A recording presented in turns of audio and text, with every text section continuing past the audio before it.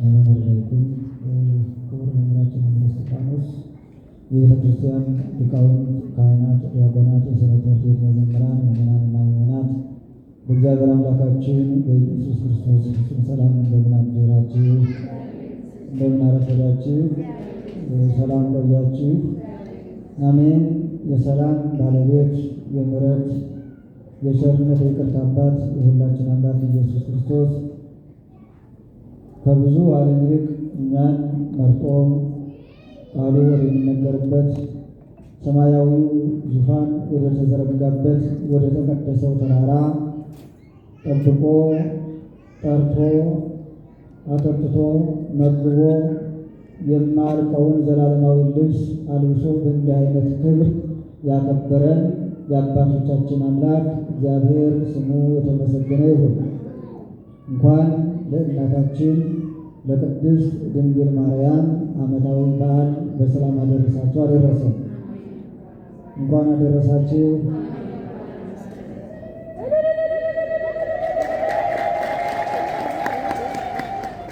እልልታው በአንዳንድ በኩል ምናልባትም በየጊዜው እልል ማለት ትክክል ላይሆን ይችላል። አንዳንዴ ደግሞ በሀሳብ የተወሰዱ ሰዎች መለስ ብለው እዚች እንዲቆዩ ይሆናሉ። ምክንያቱም አካል እዚህ ተቀምጦ አንዳንዱ ማዳም ቤት ገብቷል፣ አንዳንዱ ቢሮ ገብቶ እየተከራከረ ነው፣ አንዳንዱ ሀሳባችን ደግሞ በምናውቀው ነገ በምናስበው ይሆናል አይሆንም በምንለው ጉዳይ ላይ ተይዟልና ያን ሀሳብ ለመፍታት ግድ እልል የሚል ህዝብ ብፁዕ ነው ተብሎ ተነግሯል። መጽሐፍ ስንት ደቂቃ እንማማር? በእጅ ብቻ 20 ደቂቃ እስከ 20 ደቂቃ ምትል 20 ደቂቃ ምትል እሺ 15 ደቂቃ ምትል 10 ደቂቃ ምትል ይህ ማለት የምንቆይበት ደቂቃችን 20 ደቂቃ ነው ማለት ነው። በጣም አጭር ሰዓት ነው። ምክንያቱም ከመጀመሪያው ከቅዳሴ ጀምሮ እስካሁን የእግዚአብሔርን ቃል በመስማት ከእግዚአብሔር ጋር በመሆን ብዙ ጊዜያትን አሳልፈናል። ይህ እግዚአብሔር በረከት ያደርግልን። ቅድም የተነበበው ወንጌል ማን ወንጌል ነበር? መቼም የዛሬው ቀን የጥያቄ ቀን ጭምር ነው። ከጥያቄው ቅድም የተነበበው ወንጌል በጥያቄ ነው። አብዛኛው ከጥያቄው ላይ መልስ ነው። ከዛ ከተመለሰው መልስ በኋላ የመጣውን ፍሬ ነው። አሁን በታሪኩ በሙሉ ስንሰማው ነበር አይደል? የማን ወንጌል ነበር የተነበበው? የቅዱስ ማቴዎስ። አባቶቻችን አንጠልጥሎ መጥራት ልማድ የላቸው። ማቴዎስ ስትሉ እውነት ነው የቅዱስ ማቴዎስ ነው።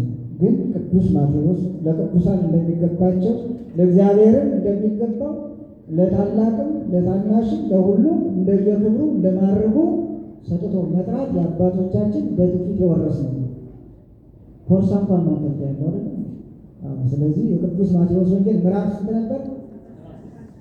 16 ጎበዝ አዳማጮች ናቸው ማለት ነው። ከቁጥር ስንት ነበር? ጥሩ። ለማንኛውም የቅዱስ ማቴዎስ ወንጌል ምዕራፍ 16 ከቁጥር 13 ጀምሮ ነው የነበረ እስከ መጨረሻው ድረስ። መነሻ ርዕስ ቢሆን ለትምህርታችን መነሻም መጓዣም መድረሻም ያስፈልገዋልና ከቁጥር 18 ላይ ያለውን ኃይለ ቃል ነው። ወደ በዛቲ ኮት አንጻ ለቤተ ክርስቲያን በዚች መሰረት ላይ ወይም አለት ላይ ቤተ ክርስቲያንን እሰራታለሁ የሚል ኃይለ ቃል አንስተን እንነጋገራለን። መድኃኒታችን ኢየሱስ ክርስቶስ ከቁጥር 13 ጀምሮ እንደምናገኘው ደቀ መዛሙርቱ ይዞ ወደ ቂሳርያ ሄዱና እዛ በነበሩበት ጊዜ ደቀ መዛሙርቱን እንዲህ ብሎ ጠየቃቸው ይላል። ምን ብሎ ጠየቃቸው? የሰውን ልጅ ማን ይሉታል ብሎ ጠየቀ። የሰውን ልጅ ማን ይሉታል? ደቀ መዛሙርቱ ምንድን ነው ያሉት?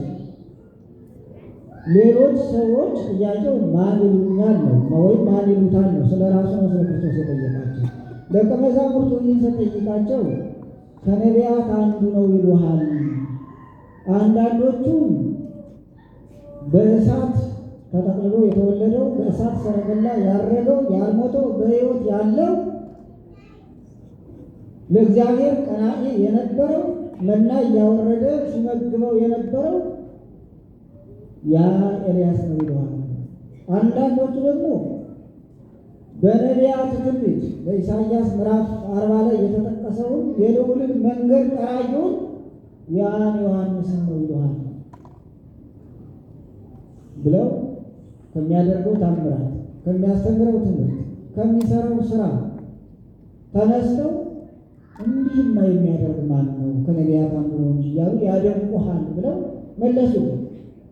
እኛ እያንዳንዳችን ሰዎች ምን ይሉናል ብለን እናውቃለን? መቼም እኛ የምንፈልገው ምን ነው? ሙገሰው ነው አይደል? በክፉ የሚያነሱንን ደካማ ጎናችን የሚነግሩንን ማናችንም አንፈልግም። ክርስቶስ ማን ይሉኛል ሲላችሁ ወደ እነሱ ለመምጣት ነው። የሰው ልጆች የሚሉት ጠፍቶት አይደለም። የሰውን ልቡና የሚመረምር ዓይንን የፈጠረ ሰው የሚመለከተውን የሚያይ ጆሮን የፈጠረ ሰው የሚናገረውን ሁሉ አስቀድሞ የሚሰማ ሕሊና የሚያመላልሰውን ሁሉ የሚያውቅ የልብን አዋቂ ሁሉም ቻይ ጌታ እንደሆነ ያውቃሉ ደቀ መዛሙርቱ። ቀጠለና እናንተስ ማን ትሉኛላችሁ ነው። ሁሉ ጥያቄ የሚገርም ነው። ታዲያ ሁሉን የሚወክለው አለቃቸው መሪያቸው ታላቁ አባት ቅዱስ ጴጥሮስ በዛ ላይ ፍጥነት ቅልጥፍና ነበረውና በዛ ላይ ደግሞ አለቃቸው እርሱ ነውና አንተ ተናገር ብለውት እርሱ ምንድን ያለ አንተ የሕያው እግዚአብሔር ልጅ ነህ። ሁለተኛው መልሳቸው ሌሎች ምስጢር አልተደላደለላቸው ሆኖ የሚያስተምረው ትምህርት ለአንዳንዶቹ መሰናክል ሆኖ ወድቆ ይህ ሳለ ብዙዎቹ ለመነሳት ለመውደቅ ምልክት ነው አድርጋ ለስሞች ማለት ነው። በቤተ መቅደስ ሉቃስ ወንጌል እንደምናገኘው ይህ ሕፃን ለብዙዎቹ መውደቅ ለብዙዎቹ መነሳት ምልክት ነው። ስለዚህ በክርስቶስ አምላክነት በክርስቶስ ታምራት አድራጊነት አንዳንዶቹ የነቢያት እየመሰላቸው፣ አንዳንዶቹ የቅድስና እየመሰላቸው፣ አንዳንዶቹ ደግሞ ይመጣል የተባለው መሲህ ነው የሚል በውጣ ውረድ መካከል ሕሊናቸው በፍጹም እምነት ስላልነበር ከነቢያት አንዱ ሊሆን ይችላል፣ ይመጣል የተባለው መሲህ ሊሆን ይችላል እያሉ በሀሳብ ወድቀው ነበረ። ደቀ መዛሙርቱ ግን ቁጭ ብለው ምስጢር እንዲደላደልላቸው ተምረዋል። ከአፉ የሚወጣው ትምህርት በዛ ላይ በዚህ ወንጌል ምዕራፍ 14 ላይ በባህር ላይ በሚራመድበት ጊዜ ይህ ግሩም የእግዚአብሔር ልጅ ነው ብለው አድንቀዋል። ነፋሱ ሲገስጸው፣ ማዕበሉ ጸጥ ሲያደርጉ፣ ነፋሳት ሲታዘዙለት፣ በውሃው ላይ ሲራመድ አይተው ይህ የእግዚአብሔር ልጅ ነው ብለው በእግዚአብሔር ስም ተናግረዋል። እርሱም ሲያስተምራቸው እኔ የወይን ግንድ ነኝ የተከለኝ አብ ነው እናንተም ቅርንጫፍ ናቸው እያለ የአብ ልጅ እንደሆነ ከዚያም በፊት በመላእክት የተሰበከ ሆኖ ሰምተዋል። ቅዱስ ገብርኤል እግዚአብሔር ልጅ ይባላል። ሉቃስ ወንጌል ምዕራፍ 1 እንደምናገኘው የልዑል ኃይል በአንቺ ላይ መጥቶ ያድራል፣ ከአንቺ የሚወለደው ቅዱሱ የእግዚአብሔር ልጅ ነው ብሎ በመላእክት ተሰብኳል። ከዚያ በፊትም በነቢያት የተሰበከውን ያውቃሉ። ቅዱስ ጴጥሮስ በመሰረቱ የተማረ ነው። ለዛም ነው ለቀራጭነትና ለሂሳብ አዋቂነት የመጣው። ከ5 ዓመቱ ጀምሮ እንደተማረ የታሪክ ሕይወቱ ያስረዳል። ሊቅ ነው፣ የተማረ ነው፣ አንብቧል፣ ተረድቷል። በቅዱስ ዮሐንስ ጥምቀትና ትምህርትን ብዙ ትምህርቶችን ተምሯል። ያን ሁሉ መሰረት አድርጎ ክርስቶስ መጥቶ ያስተማረውን ትምህርት ደግሞ ተቀብለው ምንድን ያለ አንተ እውነተኛ የእግዚአብሔር ልጅ ነህ ብሎ ተናገረ። መድኃኒታችን ኢየሱስ ክርስቶስ ምንድን ያለው? ጴጥሮስ ሆይ ይህንንስ የገለጠልህ ከሥጋና ከደም የሆነ መንፈስ አይደለም፣ ይልቁንስ ዘላለማዊ የሆነው ሕያው የሆነው ለነቢያት ትንቢትን የሚያናግር የአባቴ ቅዱስ መንፈስ በአንተ ላይ እውነትን አናግሮሃል። ከዚህ በኋላ ነው እንግዲህ ጴጥሮስ እውነት እልሃለሁ አንተ መሰረት ነህ፣ በአንተ መሰረትነት ቤተክርስቲያኔን ወይም ቤቴን እሰራታለሁ፣ የሲኦልን ደጆች፣ የገሃነምን ደጆች፣ የመናፍቃን ደጆች፣ የጥላቻ የክርክር ደጆች፣ የክፋት ደጆች ይህችን ቤት አናውጧትም፣ አንተ ጽኑ መሰረት ላይ ያለ። በዚሁ ወንጌል ምዕራፍ 7 ላይ በመጨረሻ ስለ አንድ ቤቱን በጽኑ መሰረት ላይ ስለሰራው ሰው በምሳሌ ሲያስተምር አንድ ሰው ነበር ይላል። ቤቱን በጽኑ መሰረት ላይ ሰራ ይላል። ሁለት ሰዎችን በምሳሌ ያመጣ። አንዱ በድቡሽ ላይ የሰራ ነው፣ አንዱ ደግሞ በጽኑ መሰረት ላይ የሰራ ነው። በጽኑ መሰረት ላይ የተሰራው ቤት ነፋሳት ነፈሱ፣ ገፉት። ዝናማት ዘነሙ፣ ጎርፍን አወረዱ፣ ገፉት። በፍጹም ሊወድቅ አልቻለም። እስመ መልዕልተ ኮርት ተሳለ፣ በጽኑ መሰረት ላይ ታንጿልና። መድኃኒታችን ኢየሱስ ክርስቶስ አንተ መሰረት ነህ። ጴጥሮስ ማለት በራሱ በእርግጥ የመጀመሪያ ስሙ ስምዖን ነበረ። ጴጥሮስ በግሪክኛ ኬፋ በአረማይክ መሰረት ማለት ነው። የማይናወጥ ጥርጥር የማናውጠው፣ መከራ የማናውጠው፣ መታሰር የማናውጠው፣ መሰቀል መገደል የማናውጠው፣ ረሃብ የማናውጠው፣ የአጋንንት ጥፋትና መታሰር ሁሉ በወህኒ ቤት ሆኖ የማናውጠው ጽኑ መሰረት ማለት ነው።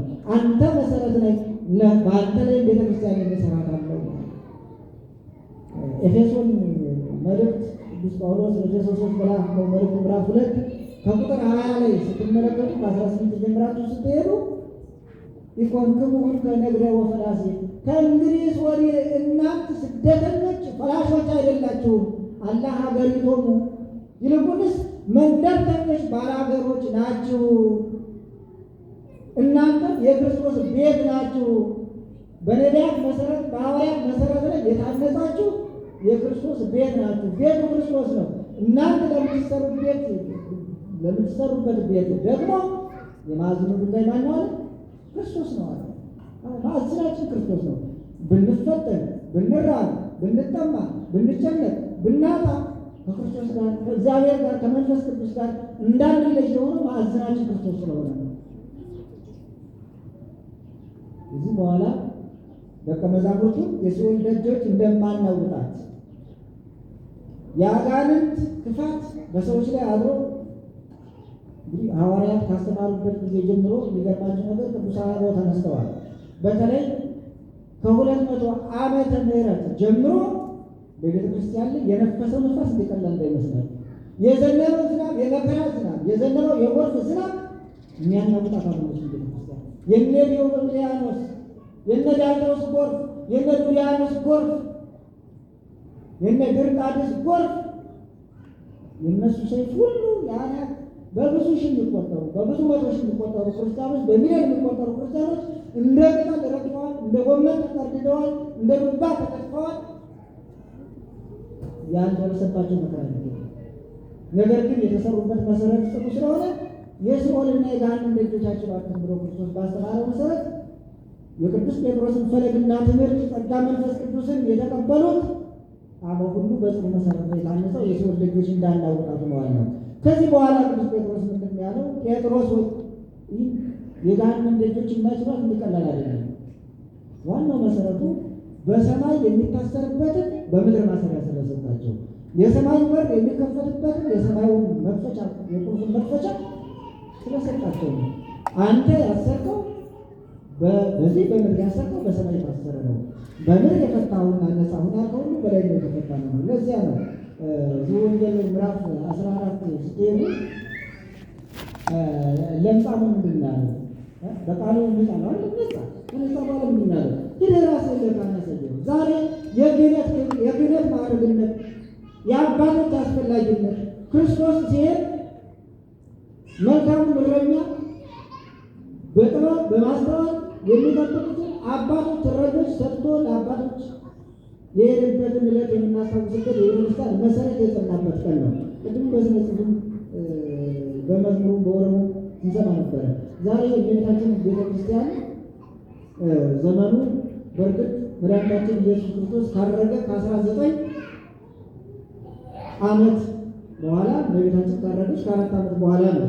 ወደ 53 አካባቢ ይሆናል ዓመተ ምህረት ደረጃ ሲቆጠር ምን የሚታወቀው በቤተክርስቲያን ታሪክ ውስጥ በተለይ ቅዱስ ጳውሎስ ከአሳዳጅነቱ ከተመለሰ ከገዳይነቱ ከተመለሰ ቤተክርስቲያንን ሲያጠፋ ሲያፈርስ ሲያቃጥል ከነበረው ክፉና እኩይ ግብሩ ከተመለሰ በኋላ ከበርናባስና ከሌሎች ጋር የበደለውን ሲሰበስብ ያፈረሰው ሲገነባ የገደለውን ሁሉ መልሶ ወደ ማዳን ስራ ተመልሶ ነበር። በመንፈስ ቅዱስ ገዥነትና ኃይልነትና ጳውሎስና በርናባስ ሌሎችን ቅዱሳን ሐዋርያት ሆነው ለወንጌል ይፋጠኑ ነበረ። ምዕመናን በዙ። የሐዋርያት ሥራ ምዕራፍ 19 ጀምሮ ብትመለከቱት ቅዱስ ጴጥሮስ በአንድ ቀን ብቻ ከ3000 እስከ 5000 አጥምቋል። ሌሎችም በየጊዜው በሚያደርጉት ታምራት በሚያስተምሩት ትምህርት ሁሉ ምዕመናን እየበዙ ሲሄዱ ከዚህ በኋላ ምን ያስፈልጋል ማለት ነው? ቤት ያስፈልጋል አይደል? ምክንያቱም ምዕመናን የመጡት አንዳንዶቹ ከምኩራብ መጥተዋል፣ አንዳንዶቹ ከቤተ ጣዖት መጥተዋል። ስለዚህ ከቤተ ጣዖት የመጣው መስገድ የለመደ መመርከት የለመደ ለጣዖት መሰዋት የለመደ ነው። ያንተው ሲሉ የሚሰዋበት የሚበረከቱበት አምላክ አለ ካሉት ለየትኛው አምላክ መስገድ እንዳለበት መመርከት እንዳለበት መሰዋት እንዳለበት ያስፈልገዋል። ከምኩራብ የመጣው እንዲሁ ያስፈልገዋል። ከምኩራብ መጥቶ ወደ ተቀደሰችው ወደ አማናዊ ቤተክርስቲያን መጥቶ የሚሰዋበት የሚሰግድበት ቤት በማስፈለጉ ምክንያት ህዝቡ እየበዙ ሲሄዱ ከደቀ መዛሙርቱ ከ12 ሐዋርያት በኋላ እነ እስጢፋኖስና ሌሎችም ሁሉ